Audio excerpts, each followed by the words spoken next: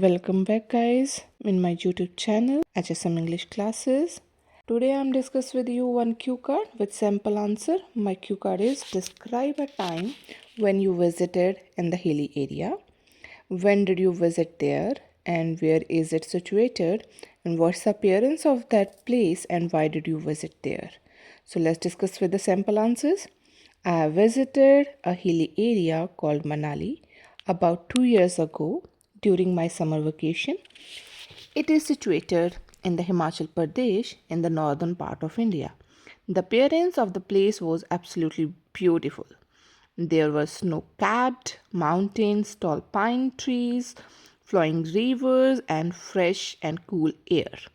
The weather was pleasant, and the entire area looked very peaceful and refreshing. I visited Manali to take a break from my busy routine. I'm using monotonous routine as well and to spend quality time with my family. We also wanted to enjoy nature, do sightseeing, and experience a calm environment away from the city noise. As I'm a nature lover person, I love to spend time in the lap of the nature, so that's why I chose that place to spend my time. Overall, it was a memorable and relaxing trip